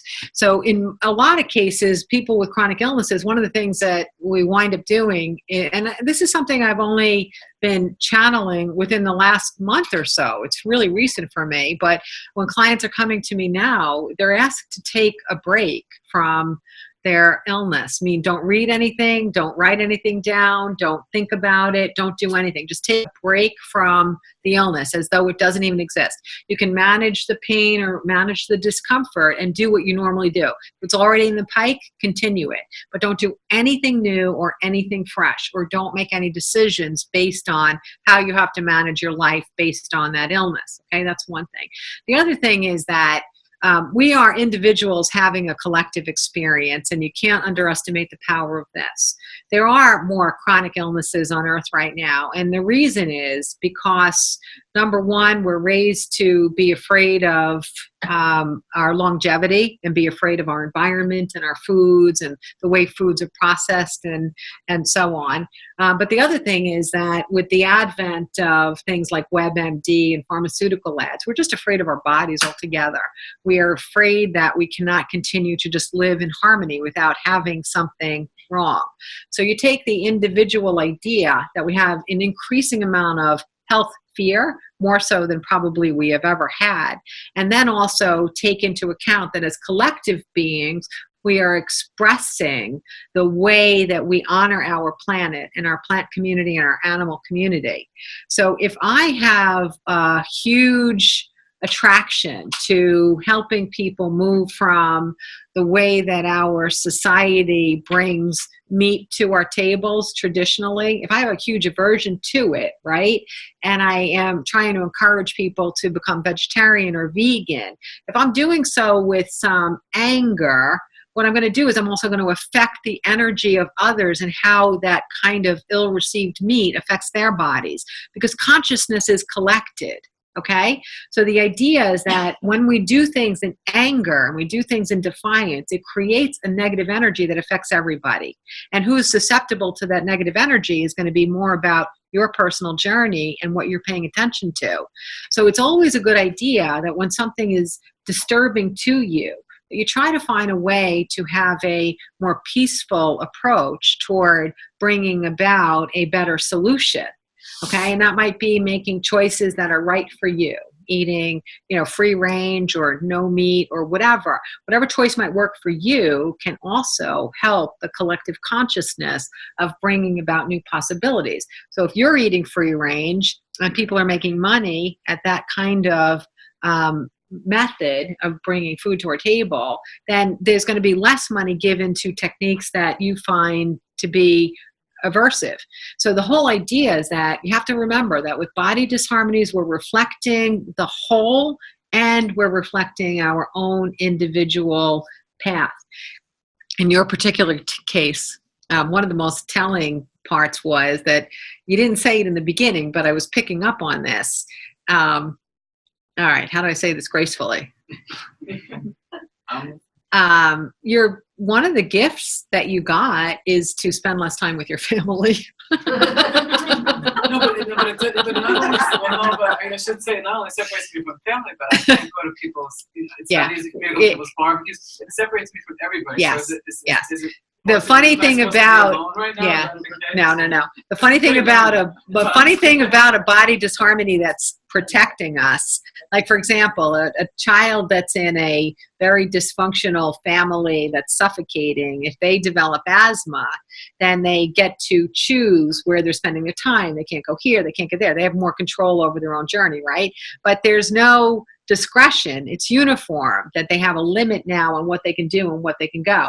So even though our body is helping to protect us from something that's deleterious, it doesn't have any ability to judge what is fitting the description of something to be pushed away from. The consequence of your body saying spend less time with your family is that you're kind of forced to spend less time with everyone, but it did its job by helping you to spend less time with your family.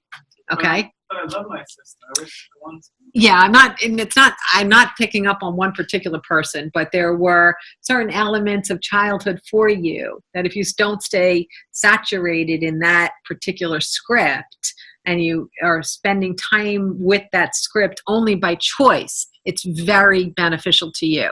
Okay. And that's what our bodies do. They do find really tricky ways to help us extract ourselves from things and get ourselves into things. But again, our bodies are not deciders, they're only reflectors. So they don't know that if you want to take me away from her, it's also going to take me away from her. Okay. The universe also is a reflector, not a decider. You have free will. The choices that you make come through the energy of what you're thinking and feeling and believing and the actions that you take. The universe is not deciding anything for you. The universe is providing for you infinite possibilities for you to be able to execute your free will in a way that you increasingly understand that you can have harmony. So anyway, getting back specifically to you, I can see within your soul's intention, and that's a big, long thing to begin with. What's our soul's purpose? What's our quest? I do feel that there's a passion for you to help people understand our relationship with our plant and our animal community and our food supply and our food source, okay? So you have kind of thrown yourself under the bus here in saying, or thrown yourself on the sword here in saying, let me use my body so that we can see the reflection of living in disharmony with our food supply and how it can affect one's body. In the scheme of things, this lifetime is so short. So as a soul, when you return home, you'll be like, that was no big deal, this painful, dreadful IBS for these infinite number of years. When you go back home, you're like, I'm so glad I was able to achieve helping to educate other people about being conscious of their food supply. Do you follow me? But when you're living it, it's the only thing that's kind of there up front and center.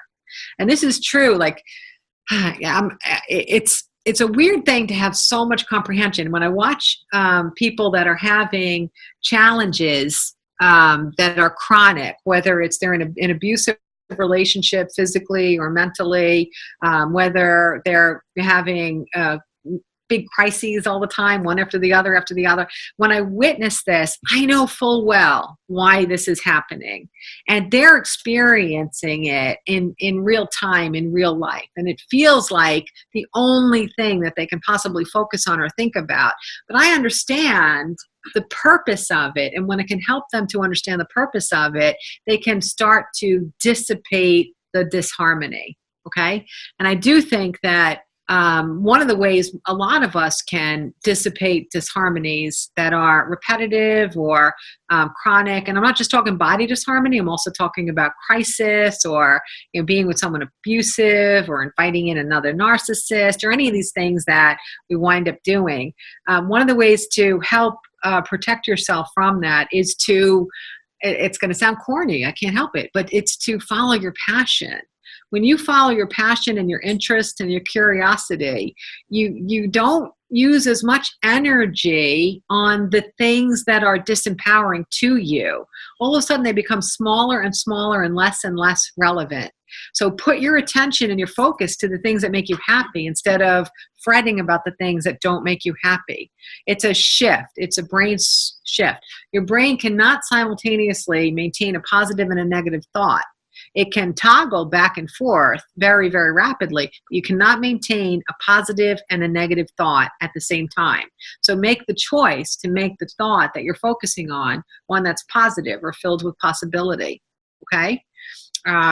And so I know I answered something specifically for you, but a lot of it I know that I was just answering in general for everybody to understand the course of their own lives. Okay? Okay. I love the word honor because I don't see it as like a military vow or anything like that. I see honor as living in respect and in harmony and in the recognition that everything is as important as you and you are as important as everything. That level of respect, that living in honor, it is a byproduct of eternal wisdom, of recognizing that we are all one and of understanding that there is a higher power or that we are sparks of collective consciousness. So living in honor is something that's becoming increasingly a pressing topic here on Earth. So one of the points collectively of so many body disharmonies based on food sources is that our society and our world is really being asked to go back to living in honor with our food source. It really is. This planet is self-generating. It's infinitely wise, far more wise than encumbered humans, and it knows how to purposefully keep us in disharmony if we don't interfere or we don't intercede with our ideas that bring us more money in lieu of living within harmony or living within honor. So that happens to be like, why are we seeing so many chronic illnesses like that? It is because there'll be a threshold that we cross where there's so many people that are experiencing so many issues based on our food source that we do have to turn our attention to different techniques. Okay, so congratulate yourself in being part of the solution. and I do hate factory farming. Yes, Shit, yes, you know? But yeah. like a friend of mine said, well, how do you feed so many people if you don't? And I guess that's something better minds than me have to work with. You know, it's interesting. I do think about this a lot. I have so much precognitive information. I also get societal precognitive information about what things are going to be like in 5 years or 10 years. And I've been doing this for 10 years. And since I've been doing it for 10 years, I can see that all the precognitive information that I've gotten about society has come true. So I feel pretty confident with what it is that I get for the future. And I do recognize that the upcoming year of 2020 it's going to be a phenomenal turning point for us. And metaphorically, 2020 means clear vision. And as a metaphor for our journey in this state of accelerated enlightenment that we're in the middle of, where we're rapidly knowing things more rapidly than we did the day before or the year before, it's a game changer, 2020. We are going to experience more vibrational energy in people that are living above the line, that are living in honor, that are living in harmony, that are living with the desire to be closer to the vibration of love than the energy of those that are living below the line, that are living as egos, okay? Now, the careful thing that's very important to understand about this is that I'm saying the energy above the line will exceed that below the line for the first time in modern history. But I didn't say numbers of people. And that's a big, big, big thing to remember, because numbers of people vote. Vibrational energy, if it's really high, only has one vote. So what I'm working on doing with clients and audiences now is to help those who are already in the stages of being points of light to others to take ownership of the qualities that they have to help others see more clearly and to expand their own happiness and their own choices, so that we can guide people who are moving above the line to be able to have more power and influence with their harmonious perspective, because that's how our energy will eclipse votes. Okay, all right, that's a very, very, very important concept, is that eclipse. Because if you think about it, suppose hey, let's say hypothetically I have the highest vibrational energy in the room, right? Let's just say that. Okay, so if I have the highest vibrational energy in the room, and suppose, which is 100% not true, all of you are just below the line, right? Now, let's get a bus and let's go vote, okay? We're all going to go together. So let's say there's 30 or 40 of you and there's one of me. We're all going to pull the lever or fill out the little bubble, whatever we do. And what impact am I going to have when I pull my lever in comparison to 40 people that are living below the line? None. You're going to eclipse me. So what I want to do is I want to take ownership of being connected and remembering that I'm connected to all, and that our journey is eternal, and that there is a path of enlightenment, and there is a perspective that helps us to grow our happiness and the happiness of others. And I'm going to use that in kind, compassionate, limitless ways to influence others in what they're thinking when they go to pull the lever at the poll. You follow me? Okay. The other part of this, and this has been coming up a lot for me lately, and this has a lot to do with the same topic of understanding our interconnectedness and understanding the power of our own, where we are within our own phases of enlightenment. I'm going to say this as simply as I can, and I know some people are going to resist what I say at first. And it's okay. And if you have a spitball and you want to shoot it at me, that's okay too. Because guarantee you're going to miss, or I'll just boom it off. Boom, boom, boom, boom, boom, boom, boom, boom. Okay? So do it if you have to. But I'm going to ask you, please do not attend a free yoga class. Don't do it. You can go, but make a donation. Because we have to put our resources, the resources that we value, we have to put it behind what we value. If you value yoga, pay for it, because that's a resource that expresses your gratitude. Okay? So don't think that just because something is spiritual in nature, that it doesn't have value. We exchange our perception of what we value with money. If you go home and you pay your lighting bill, are you bad-mouthing the person that sent you the bill and saying, "You damn SOB, I can't believe it, you know, how much power am I really getting?" No, you're not. You pay the bill, you accept it because you value the electricity that comes into your home. And yet a fraction of that you would hesitate to give to a well-trained yoga master who's spending their time to help you get into body, mind, and spirit harmony? No, we have to shift what we value through the expenditure of our money and our resources, our time and our money. All money is, it doesn't exist. All money is an expression of love. We express ourselves through money. What we love is how we spend our money. If you love electricity, you will spend your money on electricity. If you love being sick, you will spend your money on pharmaceuticals.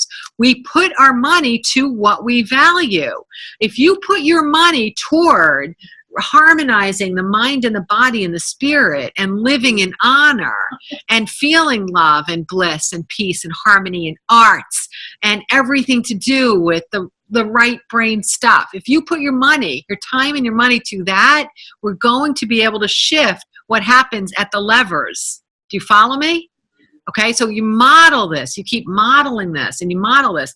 Years ago, guides would always say to clients through me and to audiences that, you know, you can share and want people to change, but you can only lead a horse to water. You can't make them drink. So understand that there are only going to be a certain percentage of people that can really value or implement or integrate pieces of information that are really helpful to them.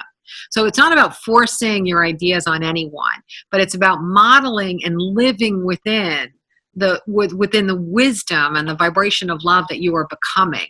You live within it. You model a different way of being that other people want to be near. People love to be around people that are not in crisis. They love to be around people that are happy. They love to be around people that are nice. And that's all a consequence of enlightenment. So as we are approaching 2020, just make sure that you don't have to make yourself feel afraid like you got to go stand on some podium and preach. It's not what it's about. It's about living within what it is that you believe, what it is that you have ignited within yourself, and share that. There are so many interesting ways to share. Some of the most pig-headed, stubborn egomaniacs I've ever come across. I could be standing with them, they make a comment. I have a way of just saying something a little differently, a little bit kindly, no criticism, no judgment, and they can accept what it is that I said. Love people. Don't judge them. Love them. Share. Love and share. And so that's a really big part of it. This is one of the reasons why I started this series in Making Discoveries, because I really feel like one of my roles here now is to amp people up for 2020. We need a lot of points of light on earth to help those who are ready to move from negative ego to positive soul. We need a lot of receivers. We need a lot of guides. I can't speak to everyone. I don't have a personality that everybody relates to. Some people, well, I was going to say some people don't even like me. I don't think that's true, but you know, maybe there's someone out there that doesn't like me, but I don't have a style that resonates with everybody because I'm not kick-ass and yelling at you and holding you accountable, right? I'm gentle. So there's other people that are out there that can help be a voice that someone else, wherever they are within their state of consciousness, that they can relate to. So within this room, if we all choose to be the points of light that we are increasingly being, then we can shift our whole world into the next phase of enlightenment together. Together we can all do this. And I really do believe that it's possible. Okay? All right. Okay, let me just remind you that the next Making Discoveries seminar is on August 8th. It will be live here again, and it will also be online. And there was something else. Oh, I know. I like to mention this because it's going to be a blast, but I am already planning my I do a year before a seminar every year where I channel the energy for the upcoming year, and I help to prepare you for it so you're in the flow instead of flowing, upstream backwards. But in 2020, the year before a seminar, it's going to be in Costa Rica. So I ask you to put the time aside. I haven't figured the exact dates, but it's going to hover around Martin Luther King Day in January of 2020. So it'll probably be about 4 or 5 days in there. So start planning your time and planning your money accordingly, because we are going to have the party of a lifetime. Party of a lifetime. Okay? Bliss, happiness, optimism, freedom, power, self-love, flowers, whatever makes you happy, we're going to have it. So put that aside. I just want to make sure people know about that in advance. I do believe that it's important for us, as many points of light as we can get to together in Costa Rica on that week. It's important for us to celebrate ourselves and our power and our future together, so that when we are going out there into our own journeys and our own spaces, that we really feel plugged in more and more capable of having happiness for ourselves and helping others to find that happiness as well. And that's what this is really all about. Okay? So thank you for being here tonight. Oh yeah, sure, question. It's not a question. I just wanted to say it out loud in front of everybody else, because I asked your question earlier. They kind of put you on the spot. Yeah. So now you want to ask another? I went to a psychic recently, a couple months ago, and the presence of the person that was deceased was not really who I was expecting or was comfortable having that person. It was a deceased boy that I know that committed suicide. His name was Michael. Okay. I'm bringing this up because you brought. That's the name I brought up. The name you brought up. I brought up the name His Michael. mother's name is Barbara. I have a connection with Barbara because my son had a devastating accident. He survived, but he wasn't supposed to survive. But I know he was supposed to survive because I believe that. I believe in a lot of things. Okay. I just wanted to share that out loud, so it's.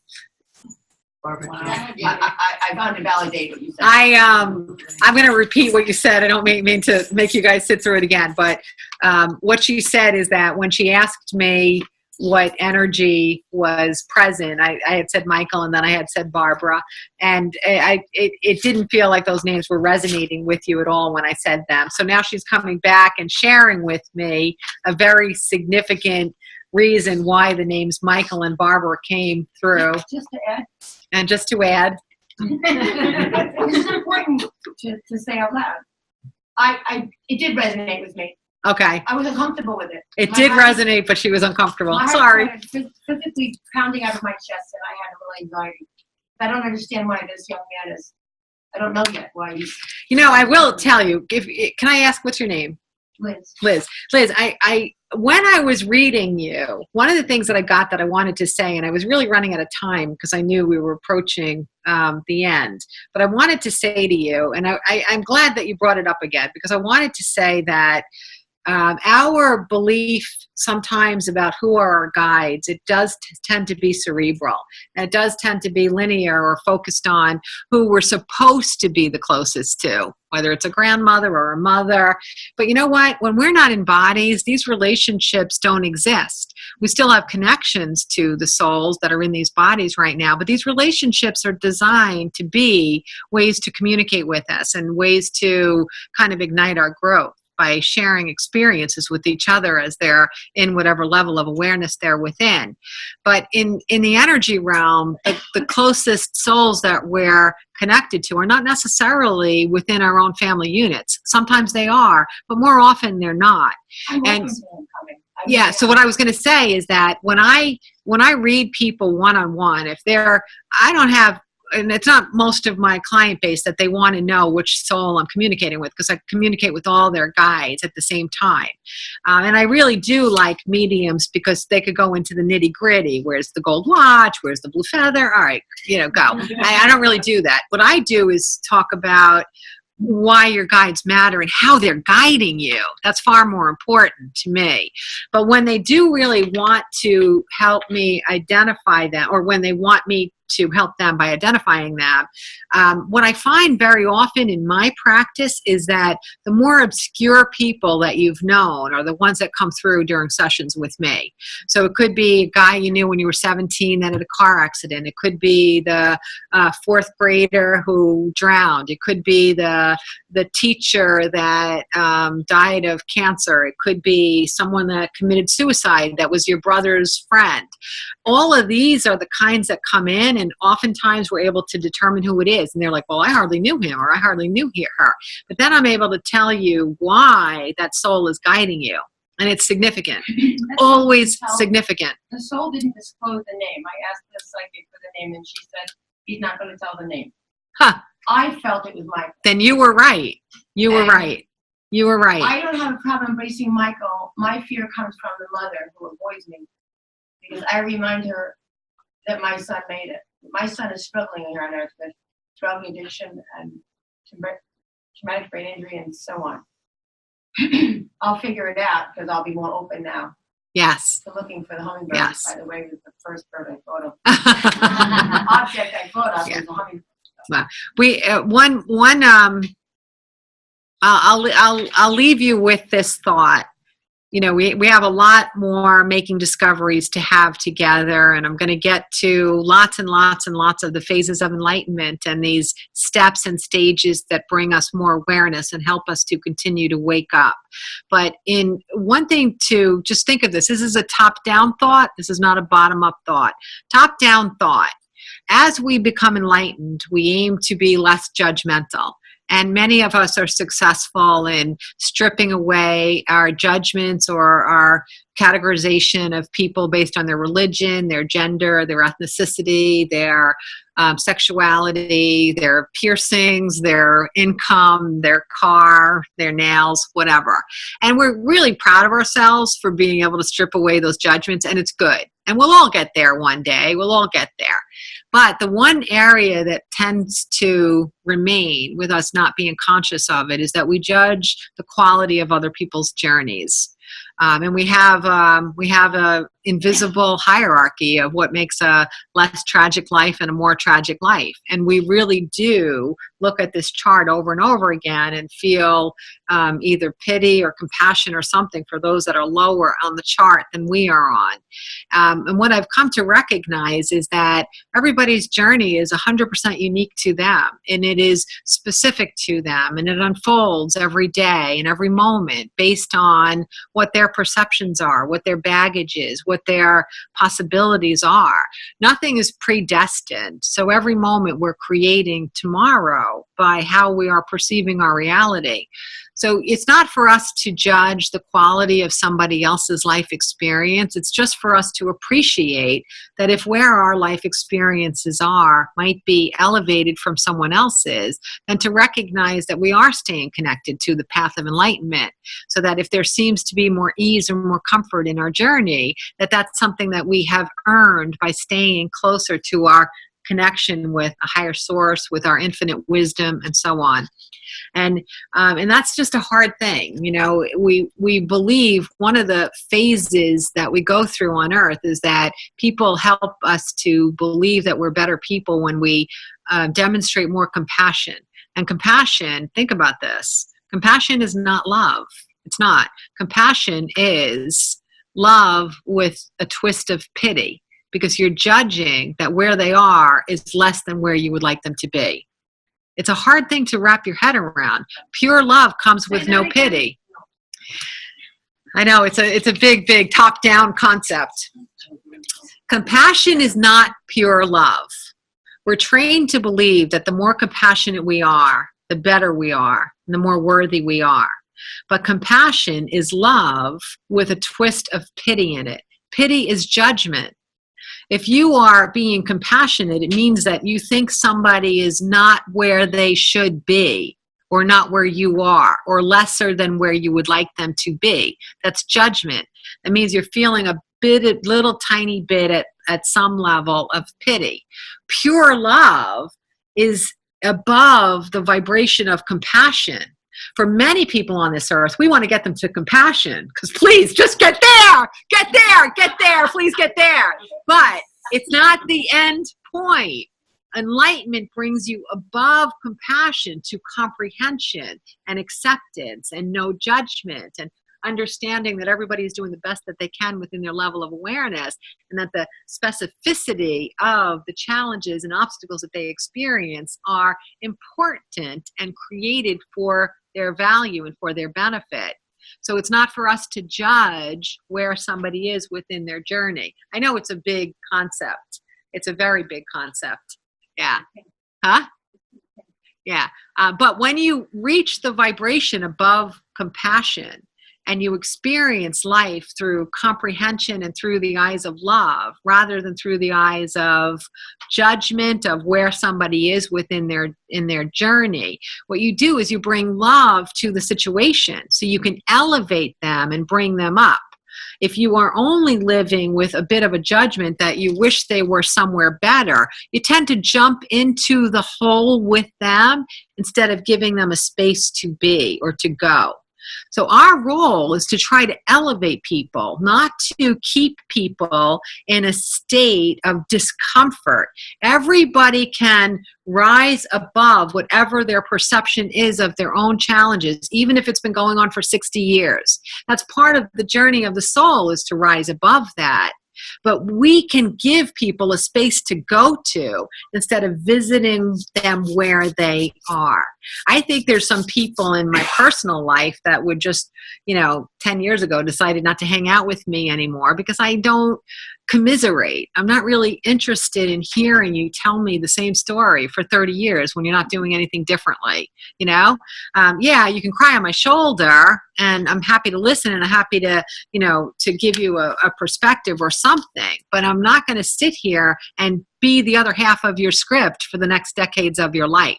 And so maybe some people don't want to hang out with me because of that, but those who do want to hang out with me like the other kind of glimmers of perspective of possibility. We don't think that we want to stay stuck, but the thing about it is that there are the worst vibration that you ever experienced in childhood, your worst moment. We are Pavlovian. Our cells can return us to that vibration. We, as conscious beings awake, are the only ones that can choose not to go back to that vibration. But a lot of people on this planet go back to that vibration and think of every excuse that there is to stay at that vibration. If your worst moment is where you want to live, you're going to have to do it without permission from me. That's the bottom line, because every single person can elevate. Everyone can elevate. I've met people that have come away from war zones. I've met people that have overcome things that you can't even imagine. I've overcome things that are incredible. We can all do it. We all have that spirit within us. We all have that locked within us. So that's what I mean about compassion is wonderful. It's fantastic.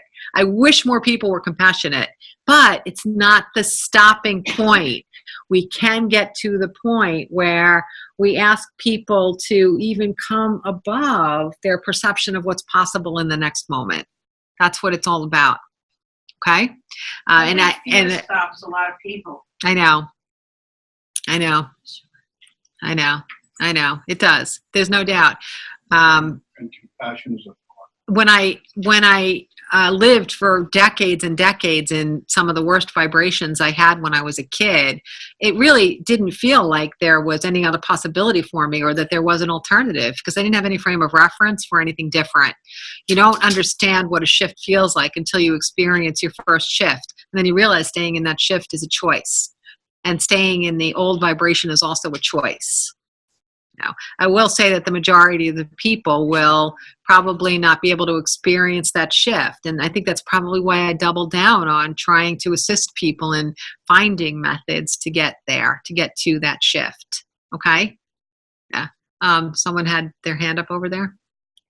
Karen, I have felt a shift, I would say, like in the last month, on how I'm dealing with adjustment. Yes. Yeah. And you know how much love I pour into you. I just pour my love into you. Unencumbered, I pour my love into you because I feel love for you. I feel love for him. It's all I feel is love. You know, That's what he was all about. yes. Yeah. So I naturally, I don't think about it. I naturally be where he wants you to be. I stay where he is so you can come to him. He's not going to come down to that. He wants you to come to where he is. And that's why it's so natural for me to pour my love into you. It's so natural for me to pour my love into everyone that has a challenge. I'm not pouring any pity into you. I'm just not. Because what good will that do you? It doesn't do you any good. But I am pouring and pouring and pouring my love into you. And I have so much, I can pour it into everybody. Take it. Take as much as you want, because it grows back tenfold the more I give. So just keep taking it. Okay? Oh, I'm supposed to repeat your question. You said that you have I have felt a shifted. shift. You have felt a shift in the last month. Not Yes. being able to move, Yes. 5 steps forward, 10 steps back. And you in that hierarchy I said of challenges that we can have and how we rank them as being the most dreadful to the least dreadful, we can all probably agree that hers is on the bottom of the list of the most dreadful. So all of us in this room would rally around her and pour our heart and soul into her. So the fact that she's saying that she experienced a shift in the last month, I do know it's because of the love that surrounds you. I do know it. And that you have a continual desire and a commitment to gain perspectives that support your happiness. And you strive for it and you keep yourself connected to it. And you do this consistently, and the negatives are kind of just melting away and melting away and melting away and melting away. I mean, I've seen it since I've known you. And that's exactly what it is that Justin wants. Exactly what that's exactly how beautifully he guides you 24/7 forever. Thanks, Karen. Wow, I went much over. Thank you. I accept your appreciation. Thank you. I am forming the topic for making discoveries on August 8th. I'm sure it will be as profound as the last 2 topics, but as soon as your guides give it to me, I'll be sharing it on Facebook and in my newsletter and on my website. So you'll have a topic in advance of the 8th. So thanks for being here, everybody. And thanks for, yes, that one will be here again. Okay? Good night, everybody. You too.